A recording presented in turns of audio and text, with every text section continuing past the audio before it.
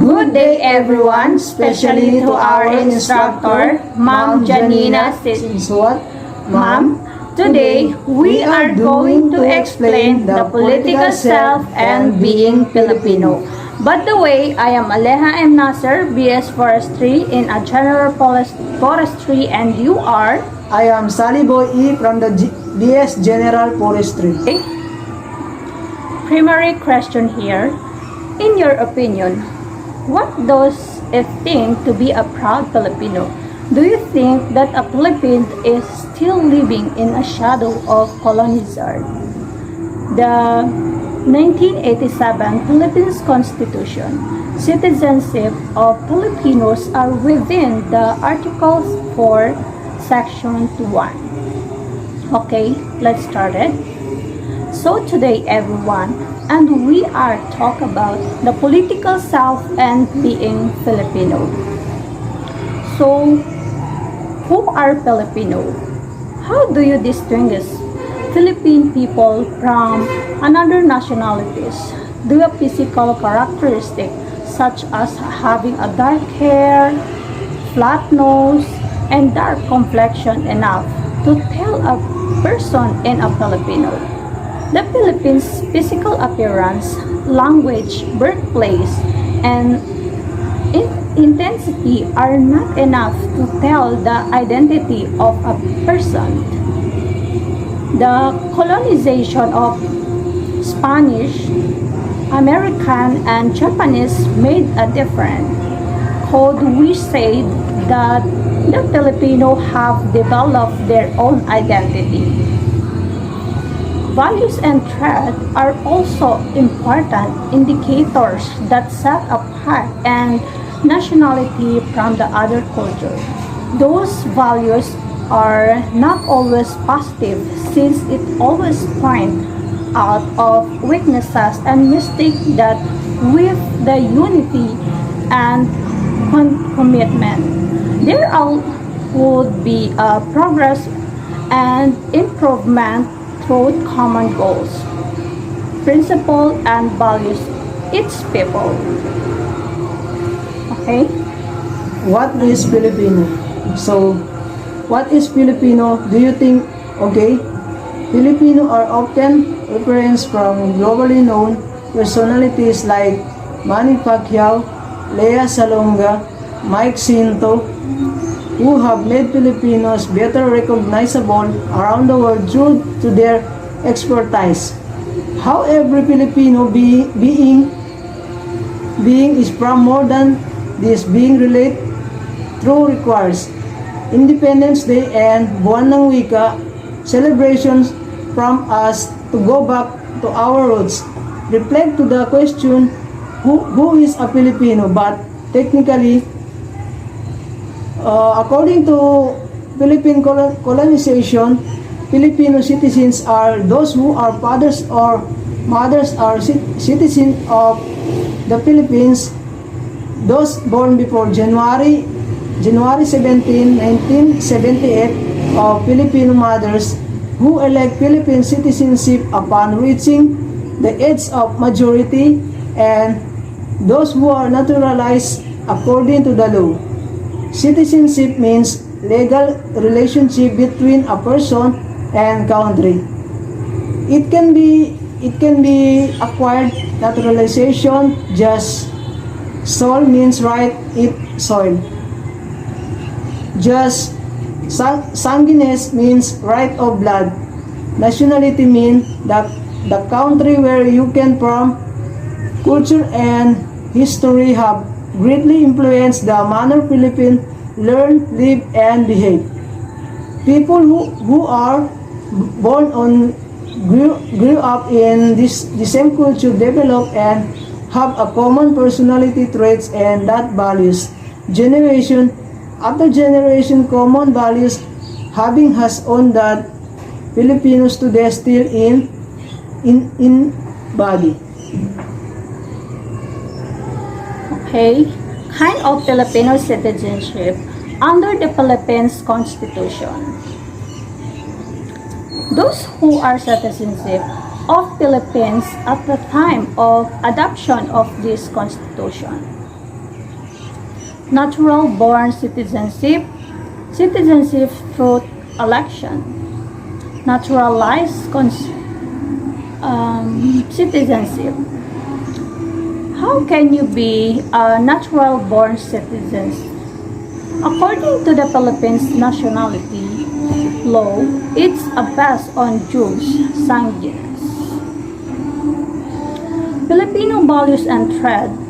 The Philippines is a last island paradise famous for its grandiose mountain views, pristine beaches, rich and disturbed culture, changing from province to province, while the Philippines for its inspiring beauty, trips of Filipino unique threads, durable values, and laudable talent make the Philippines a place to be.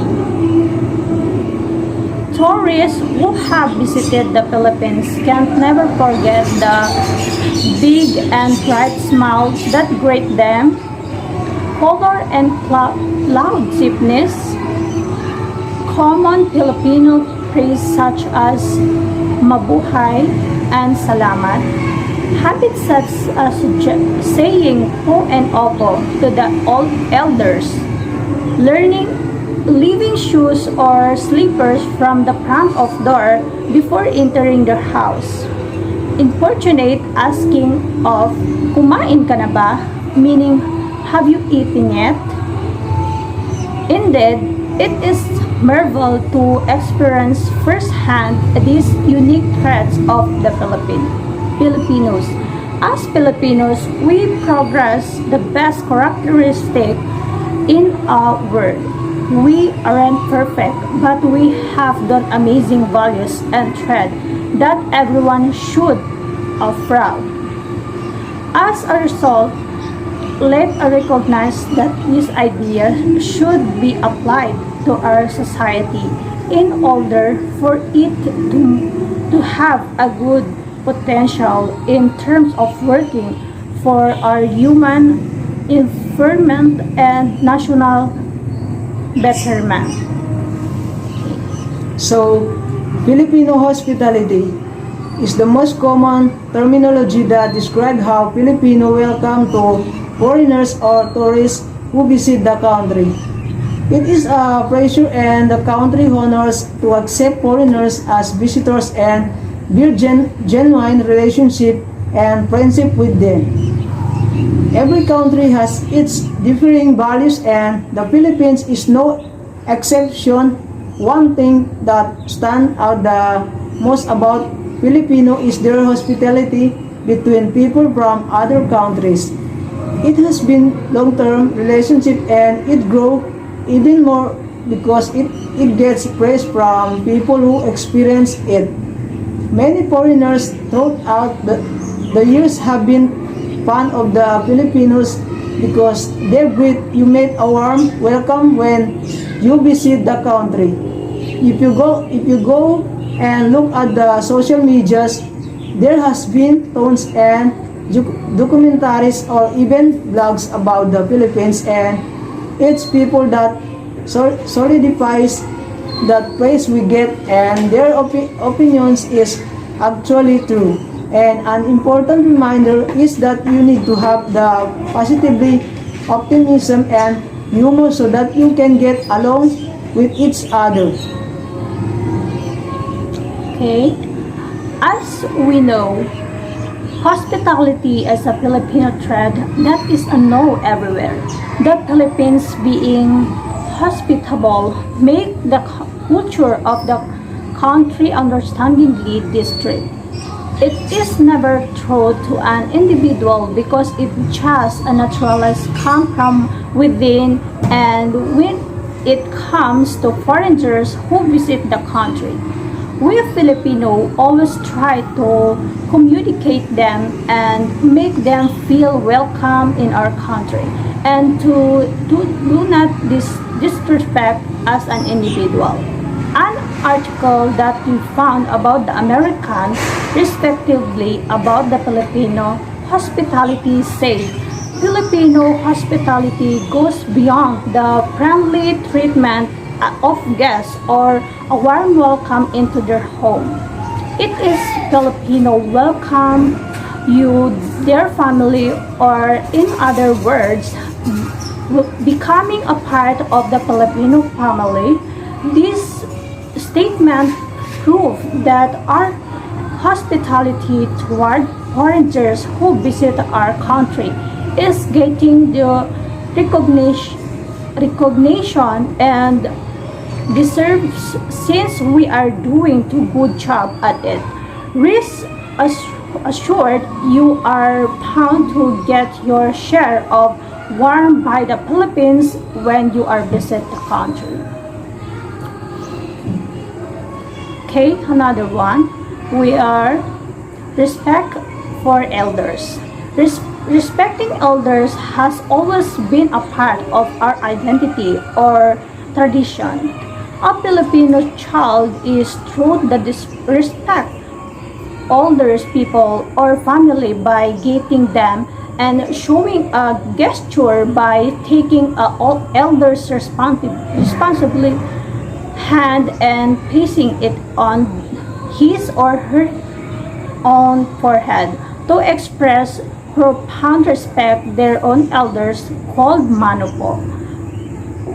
We all also have a wide array of references to elders people such as the ate for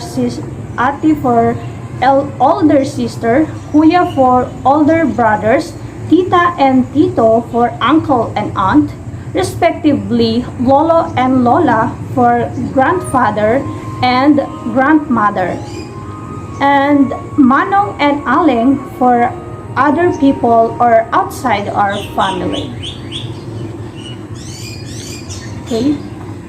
One of the very important words that a younger person must not miss out on is the word po or opo, because forgetting to address older people properly will regard them as rude and impolite.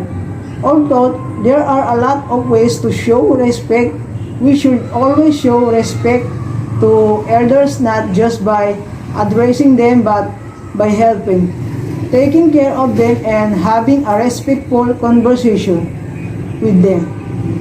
Close families, Filipino maintain a tight relationship with their families of the children and old enough and already have families of their own.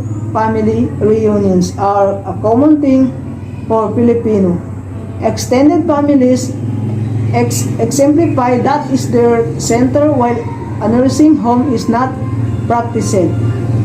Extended Family Stats Philippines 2017 are one or more bloodlines living in a home, compound, and community. They genuinely take care of each other as long as they are somewhat biological connected. Even after marriage, the couple tends to stick to either of their bloodlines' homes. Okay, we have cheerful personality. Filipino have been smiling and laughing a lot, and this has been a copying strategy for Filipinos, especially during a hardship and calamities. Maintaining a positive outlook in life which make of them resilience. Self-sacrifice. The self-sacrifice attitude of Filipinos can be seen as an extension to Filipino hospitality. Filipino extend their help to their friends, families, and loved ones. They even go to extent of working abroad to earn more money and save up for them. Overseas Filipino workers or OFW sacrifice a lot. That's why they are regarded as the modern-day Filipino heroes. There have also times earnest amount of the children because family give up school to work and provide the rest of their family and educated his or her siblings. Okay, we have bayanihan. This of Filipino word derived from the word bayan, meaning town, nation, or community in a general. It's writtenly mean being a bayan, and it's thus used to refer to a spirit of commonwealth, unity, and cooperation. It is also a Philippine core values of inspiring the community to be living heroes or each other. It is not the celebration of the strength and an individual might hero, but it is the practice of helping a kabayan remember of the community who is in need. In its showcases what Filipino can do together.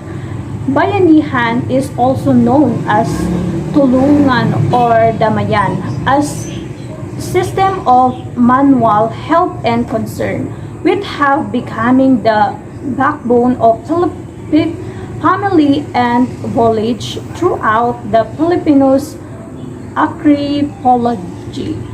It may also be expressed as pagkakaisa, and people who get together or unite to educate a good job are the kababayan.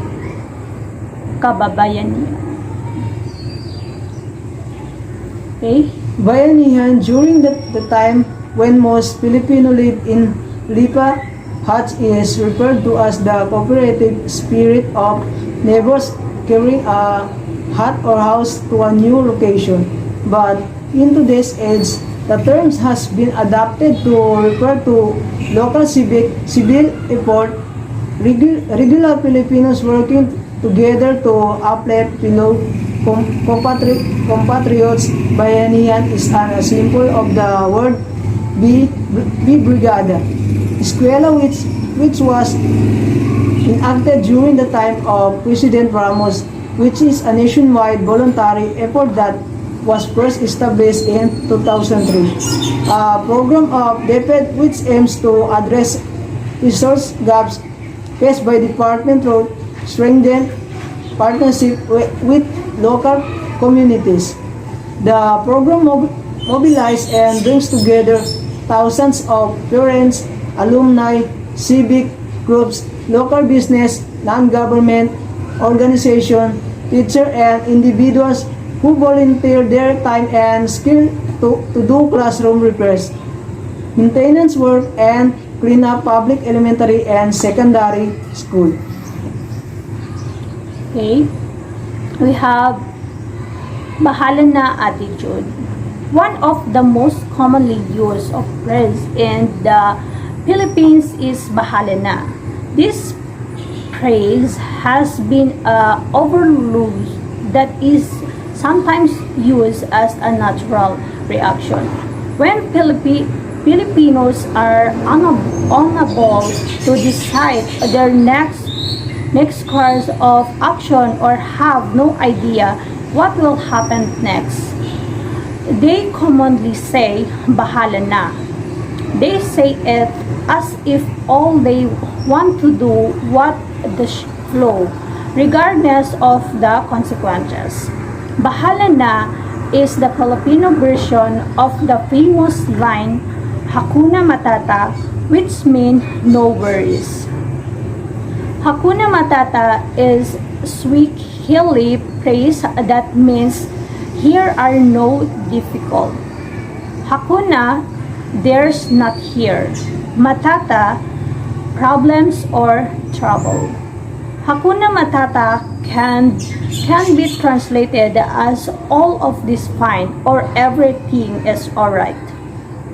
The phrase bahala na originated from Bathala. Bathala means God, and the praise means learning everything to the God hands.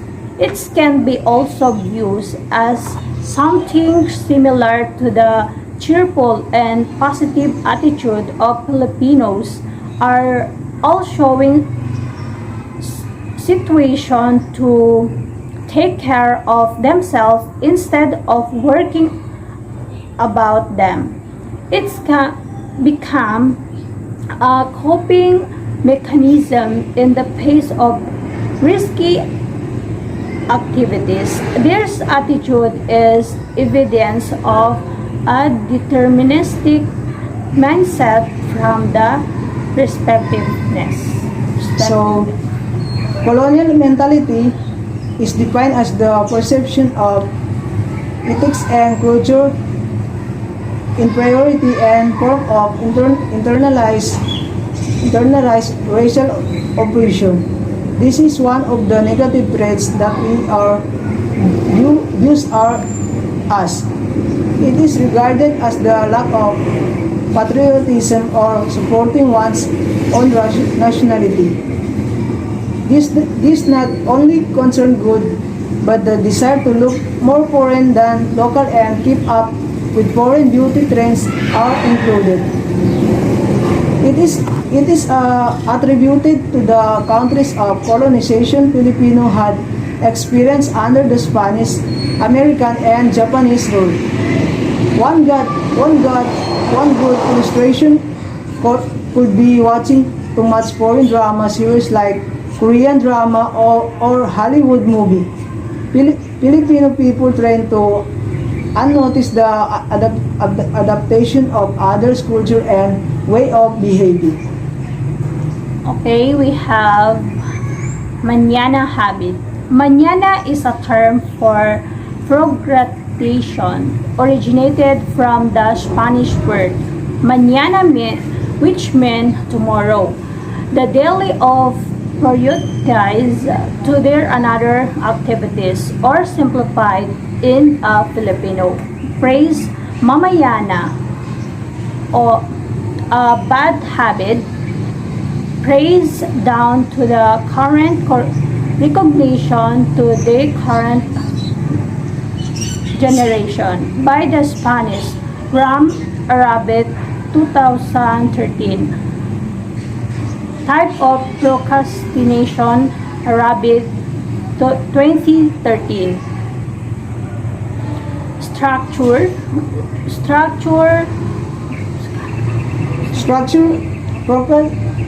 Procrastination prioritize wanted activities instead of needed to do tasks. Active procrastination rushes tasks within the last minute.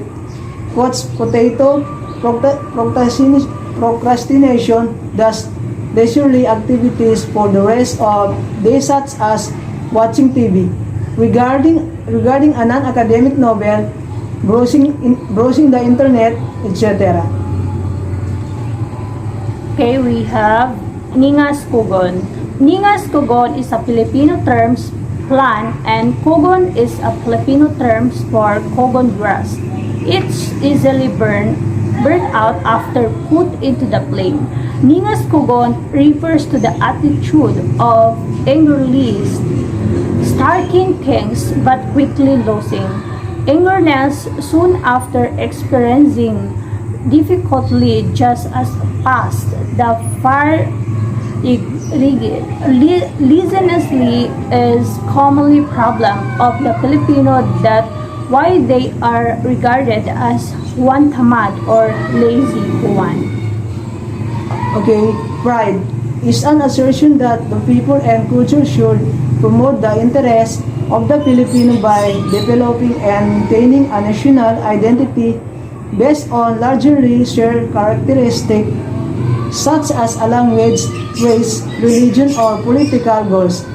It is also when Filipino consider the success of Philippine citizens or foreigners of Philippine descent, such as boxer Manny Pacquiao, chess prodigy Wesley, and so on, as a national achievement, since they were able to accomplish things with their amazing talent, like being on national television broadcast.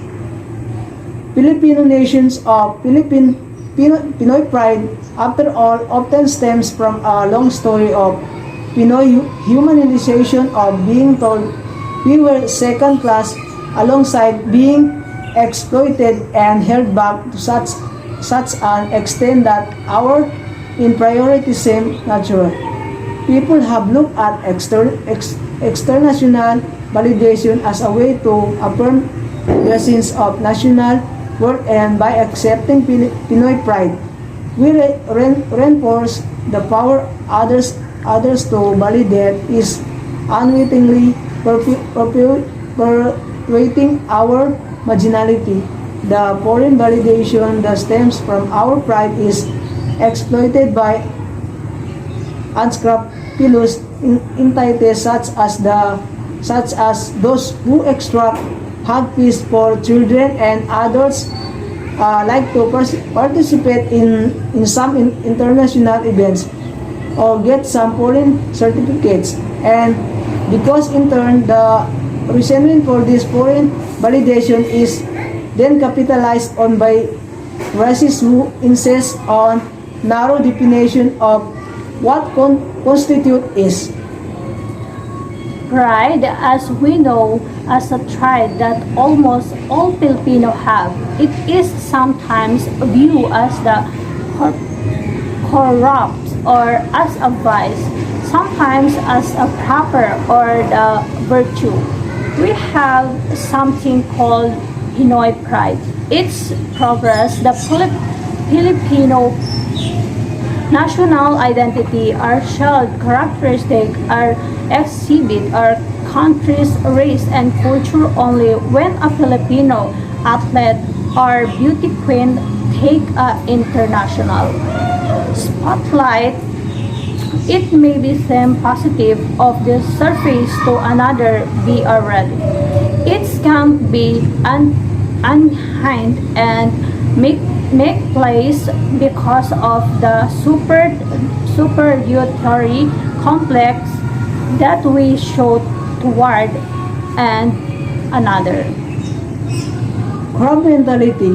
Crabs, as we all know, are the type of sea creature of seafood that commonly found around seahorse and talangkais, a little crab.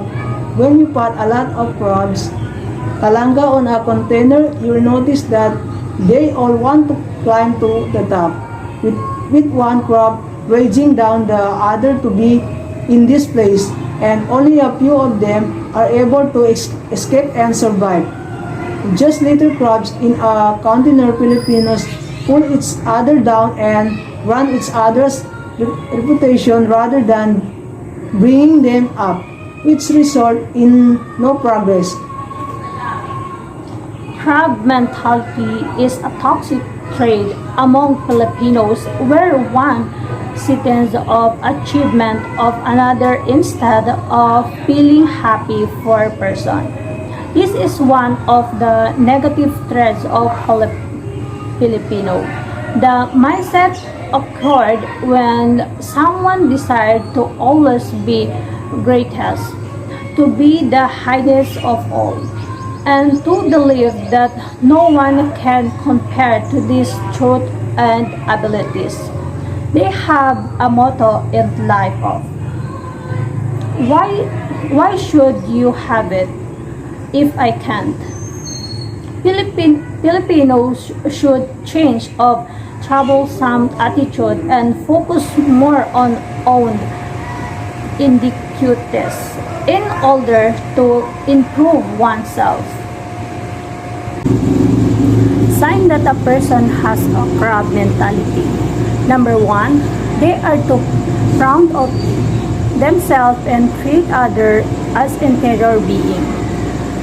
You can see breeds of arrogance from people with crab mentality. When they are earned some achievement of their own, wherever big or small, they beg it to everyone to position themselves higher from the rest of the Filipinos. And that is why they are always looked down on you, especially if you are a Filipino, so come from the province or provinciano or provinciana. They can be racist to their own race, the Filipinos. Number 2, they panic when their comrades are happy and improving. Aside from arrogance, you can also smell every injealousy and bitterness from this kind of people. They freak out when the people they look down on are rising or progressing beyond them. It's give them a terrible feeling of insecurity. That's why they will try to pull them down, either by harsh word or by kind action. Number 3, they are full of positively themselves but full of negativity for others. They only see the good thing in themselves, but they're blind when it's come to their negative characteristic. When it's come to how they view other people, it's become the opposite. They only see the bad things of other people while they're blind to their positive needs. Number 4, they treat their comrades as competitors. It seems like the word unity and cooperation are not in their vocabulary. They also treat other Filipino as competitors instead of teammates. You can find this kind of person everywhere, in a volleyball team, in your office, and even in your cooperative organization. They could be there. Number 5, they don't know a thing about compassion. Compassion is a great virtue that able us to understand the feeling of other people. But people with crab mentality lack compassion. They are incident and ignorant of many people they are offering. They only care of themselves. So, Filipino time. Filipino time means being minutes 2 hours late compared to the standard time. There are still people who arrive in meetings punctually, although being late has become a stereotype to Filipinos already. Historians say that this attitude recounts back to the idea of siesta by the Spaniards that is present today. Filipino refers to being late as a Filipino time. It's Spain from the Spanish era when siesta was brought to the Philippines. Even though Filipinos know the word state time, they would still proceed to continue on their own time. Means taking a nap in the midday, which may result in being late in meetups of occasion and other social activities.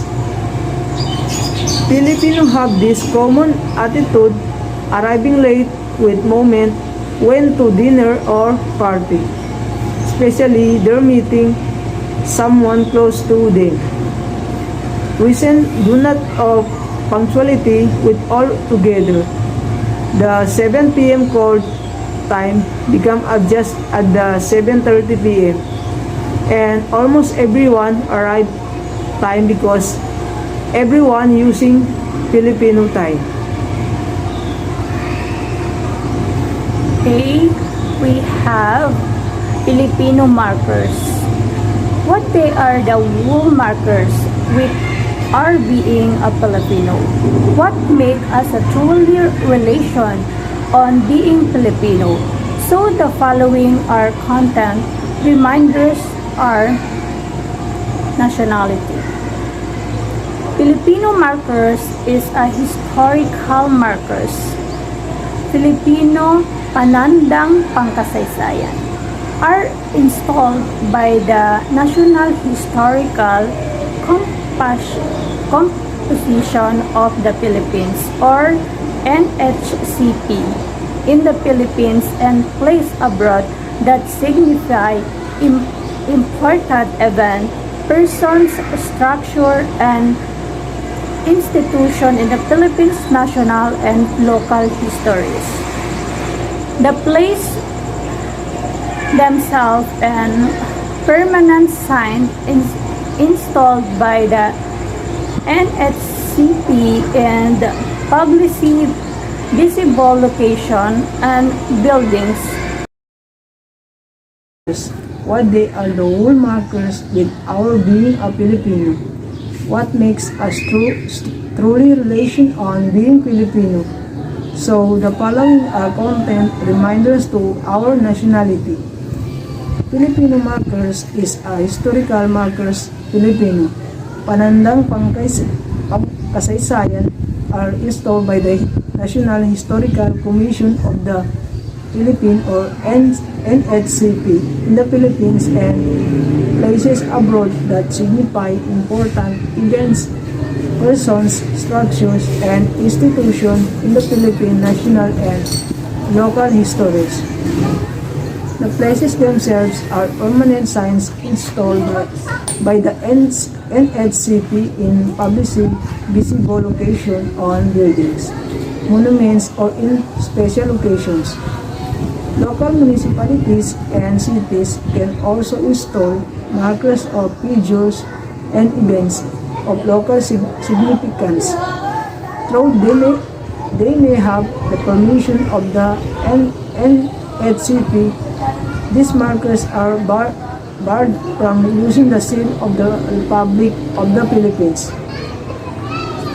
Style of markers installed by the PHRMC, the professor of the NHCP left installed in 1941, are certain style of the markers being installed by the NHCP right installed in 2022. Both markers pertain to the first shoot of the Philippines-American War.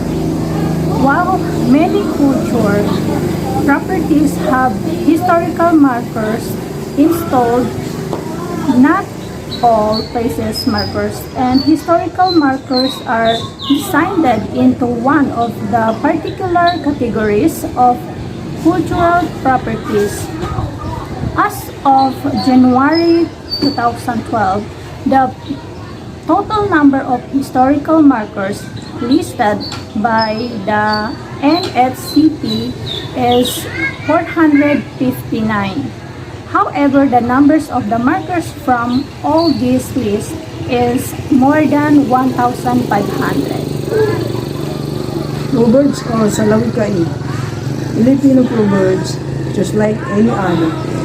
Proverbs are traditional sayings or concise expressions of fundamental principles used by Filipinos based on local culture, wisdom, philosophies from Filipino life. It contains a lesson and reflection on Filipino practice, beliefs, and traditions. It corresponds to the word salawikain means kasabihan or saying. Proverbs are utilized to emphasize a point or a thought of reasoning from the Filipino philosophy. Okay, there are the 6 categories of Filipino proverbs according to Damiana L. Eugenio. A. Proverbs experiencing a general attitude toward life and the law that govern life. B. Ethical proverbs recommending certain virtues and condemning certain vices. C. Proverbs expressing a system of values. D. Proverbs expressing general truth and observation about life and human nature. E. Humorous proverbs. And F. Miscellaneous proverbs. So, the example of the Filipino proverbs is that saying, kung may tiyaga, may nilaga, which means hard work will be rewarded if one is persistent. Superstitions. Filipino also subscribe to their own set of superstitions passed down from generation to generation. Some of these beliefs may be influenced by beliefs from another cultures, but Filipinos have retold these superstitions according to their own experiences, and they sometimes end up even more interesting. Superstitions that hold to ancient beliefs and traditions are still popular in today's Filipino culture. Some may be humorous, while others may be strange, according to an article.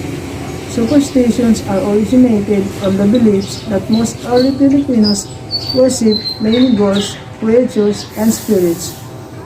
They worship them through a variety of rituals, sacrifices, and practices.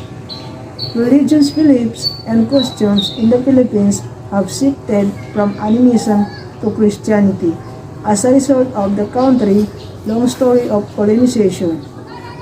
Filipino superstitions continue to have an impact on everyday life, ranging from fortune, love, and marriage to family, disease, and death, despite the union of animism and Christianity. Some example of most common superstition believed in the Philippines. A woman singing while cooking will end up stunned according to a Filipino superstition. So, parents remind their daughters to avoid singing while preparing their meal.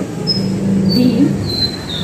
Filipino also avoid taking a picture in trees as the one of the center is said to die, according to another superstition. C. Siblings should not marry within the same year. This superstition is called sukob and advises against sibling marrying within the same year, as it is said to divide the luck between the two marriages. Another type of sukob advises agent marriages within the same year as the death of the immediate family member. Pushing to do so is considered bad luck. D. Serves pancit or noodles.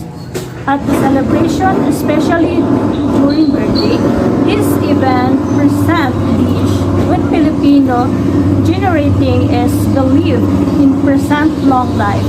It's remind to staple at nearly every birthday past. Okay, next we have the myth and legend. To the Filipino rich culture and history, humorous with the legend from about things that are beyond one of the imagination. Myths and legends. Myths is the body of stories and effects originating from and a part of the indigenous Philippine folk religions, which include various ethnic faiths distinct from one another. It attempts to explain the nature of the world through the lives and actions of heroes, referred to as Anito or Diwata in some ethnic groups, and mythological creatures. The indigenous religion of the Philippines developed through a variety of migration, praise, and trade routes. Scholars theorize that Autonomians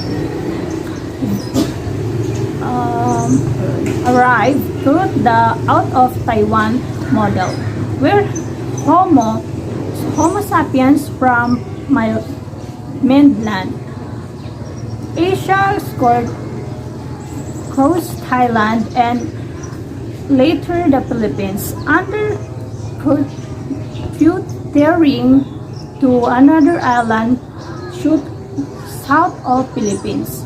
The Austronesians are believed to have both complex agents believe with shamanism as central worship, totemism, and total artistry.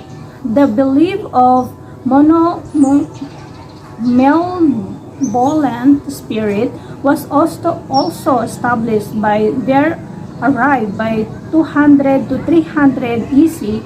Hindu mythologists arrived in some era of the Philippines about the veracity of superstitions which gradually established for complex, ingenious, polytheistic religion, truth, trade, truths, and more waves or ethnic migration.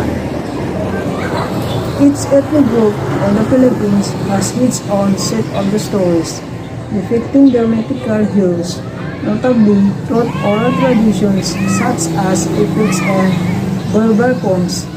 The oral traditions or lecture, also known as folklore, consists of stories that have been or still passed down from one generation to another through oral means such as oral or verbal communication.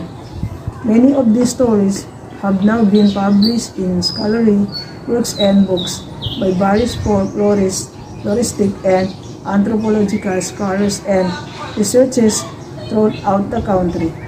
And we also have written literature that is a part of oral tradition that has been communicated through writing in the form of manuscripts or publications. The publication of these books range from the 16th century to the century. There are also printed but unpublished of the Philippine mythologies. Specific written literature should not be used as a generalizing asset of a particular story. As a story differs from town to town or village to village, despite the people of particular area belong to the same ethnic group. Some examples are the story of Bakunawa and the Seven Months and the Tambakunawa, which have multiple versions depending on the locality, origin story, and culture progression. These stories are meant to explain the originated of things, at the same time teach an variable lesson. Some of the stories stem of pre-Christianity period, but have evolved to the histories we know today. A famous Filipino legend about the pineapple fruit. It is about a story about a young lazy girl named Tina, who always asked her mother grabs things she needed looking for them. First, Pina's mother get tired of us where he hide of out things. Her mother wished that I be planted on Pina's vine so would start losing them. So her mother surprised the next morning, Pina was gone, and the fruit at the plant and planted with eye all around each body. Two such word called Pina, the Filipino terms as pineapple. Heroes and icons. Filipino heroes serve as a reminder of true patriotism and nationalism as they have sacrificed their lives for the sake of their country's freedom and progress.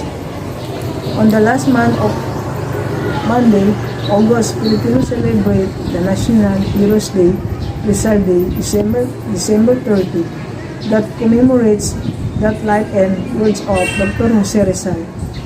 The national hero of the Philippines, a hero is selfless, a genuinely good person, and someone gets the undivided attentions of all of us and causes gens. Someone willing to risk their own life to save another. National Hero Day, also known as Araw ng mga Bayani. It's celebrated to honor, to verify of all the heroes of the Philippines who have fought and suffered for the country's freedom. The famous Filipino icon also serve as important Filipino markers as they have made the Filipino name more pronounced worldwide through their experience. Filipinos such as a very on one Jose Rizal, Manny Pacquiao, Lea Salonga, the more widely known nowadays, Better Man Rock, and many more. How to be a good Filipino? Now that we know that the traits values are important in indicators of being Filipino, the problem now is how to truly become one and how we can useful the development our progress in our country. Follow the laws but question them when they go against your conscience, and also be ready to do the same for the ones who implement our laws.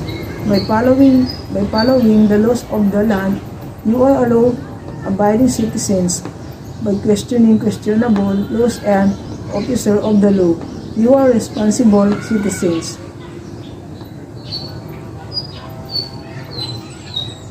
Contributed what we are national building.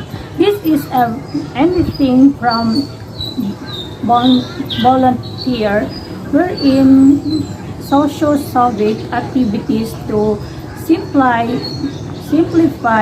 donating event for a few pesos to worthy causes. Participate when you come to debate about issues that are important to your community.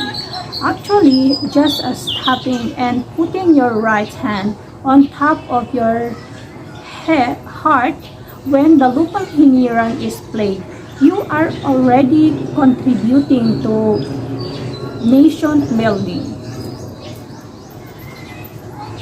Above all, be kind of contributed in your fellow man.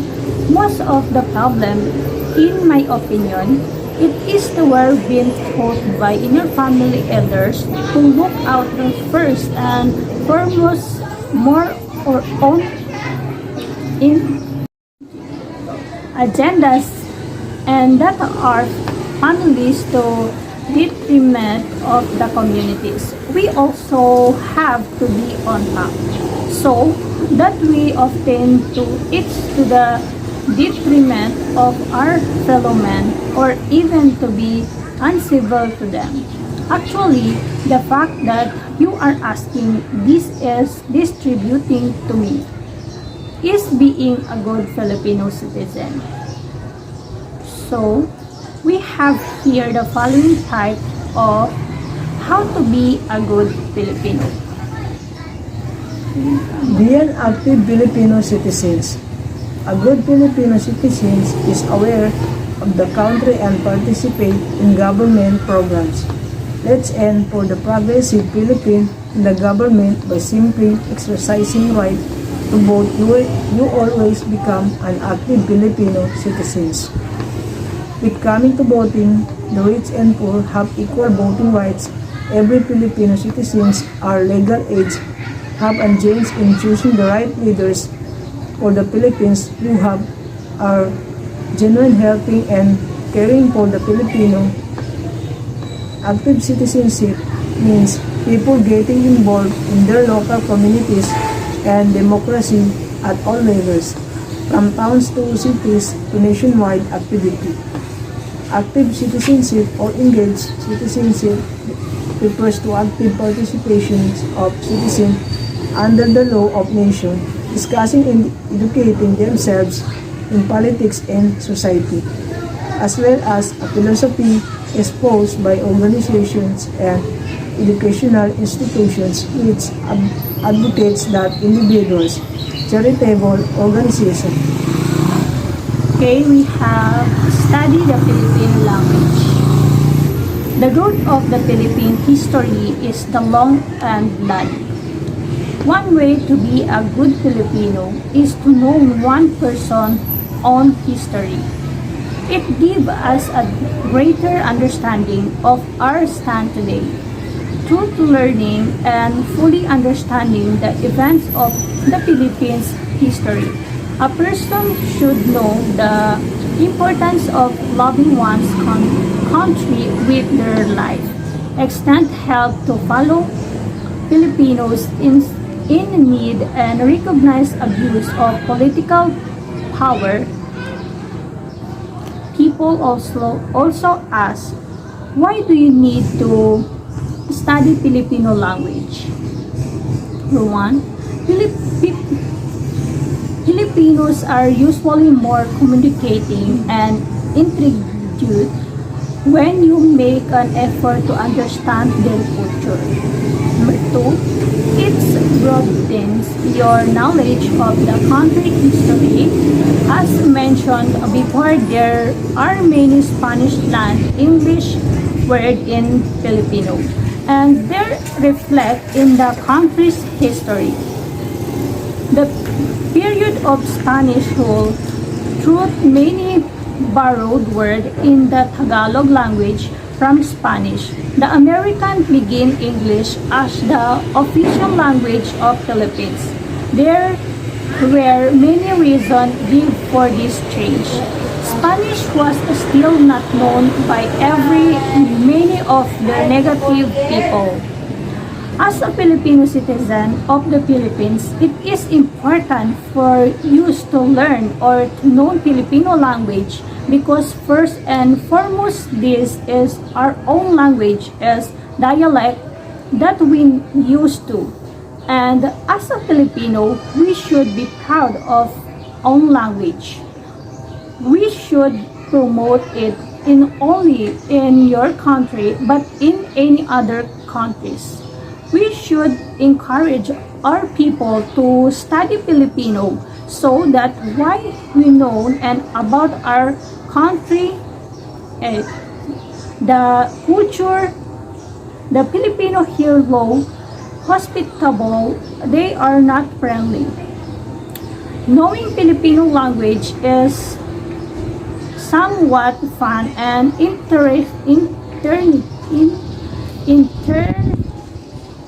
entertaining if you are encourage such person like Filipino people. I think we'll start a good conversation with them and I'm sure you are enjoy with it. Studying Filipino was very important for us to know their culture, tradition, how people interact other people and to know what your kind of system they have. As what Dr. Jose Rizal said, ang hindi marunong magmahal sa kanyang sariling wika ay higit pa sa mabaho at malansang isda. Support local products. When you buy local products, you do not only support local manufacturers and businessmen, but you also help strengthen the local economy. How is this so? There will be more demand for local products, thus local businesses will be in the need for more employees, which will open new job opportunities. The business owners will also invest within the country and are less likely to leave. Supporting our local products and also displays our creativity, innovativeness, and resourcefulness. Here are some reasons why we need to support Philippines made product. Number one, it created more job for Filipino. By buying Filipino products, your money goes directly into their pocket. You are helping in creating more jobs for Filipinos, especially those in need. Moreover, with almost 1 million micro or small businesses of over the archipelago, micro or small businesses provide a third of the total employment of the Philippines. Number two, it helped build the Philippines economy. Support local means supporting yourself too. When you are buy Philippines made product, money stay in the community.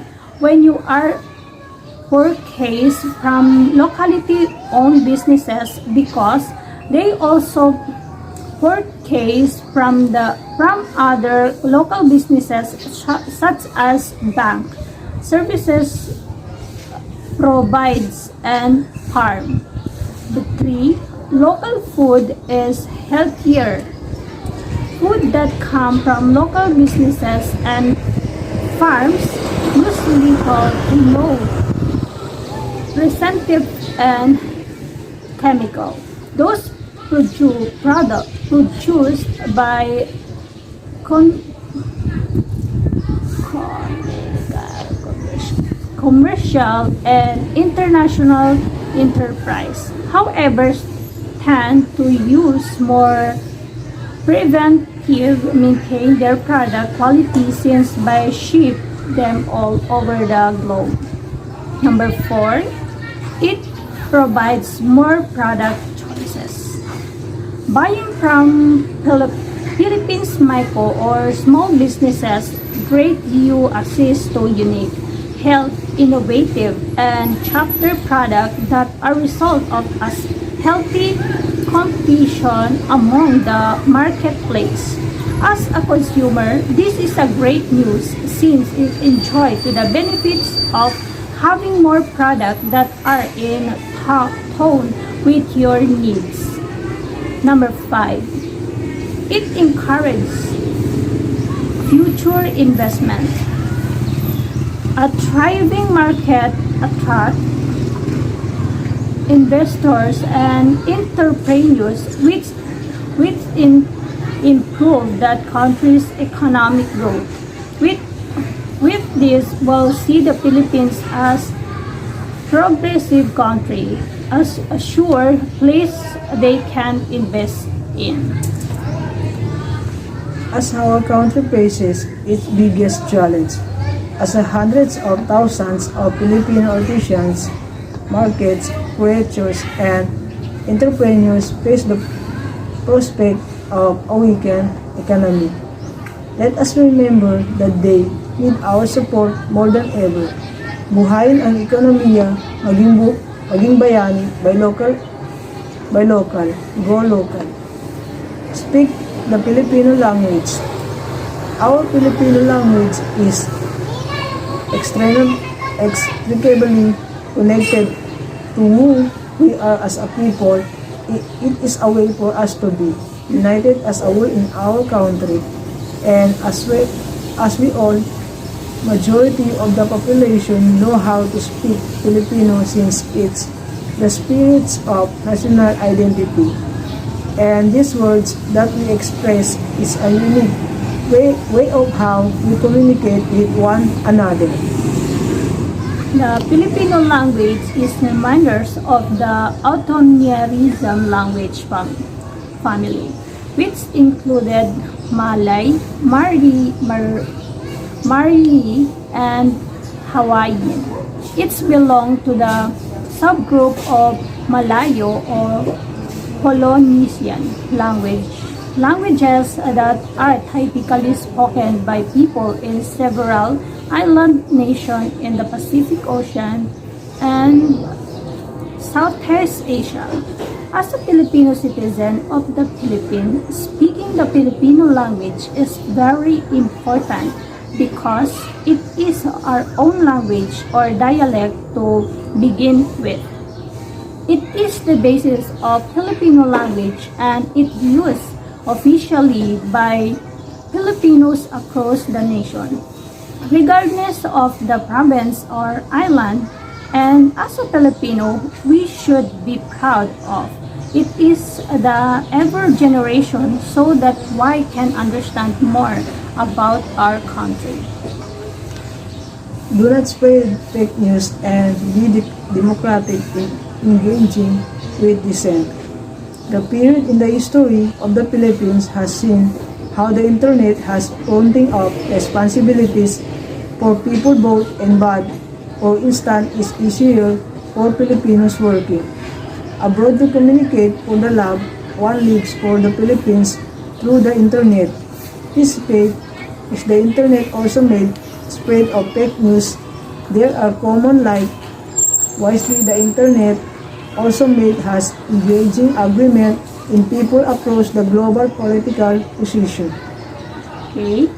For example, it is a part of being somewhat Filipino to understand and verify, read online, especially in social media.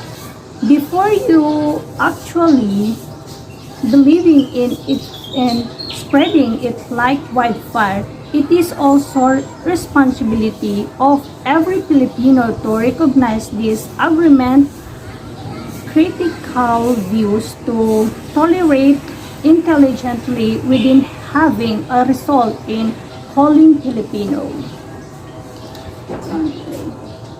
That's That's all for now. Thank you for watching and listening.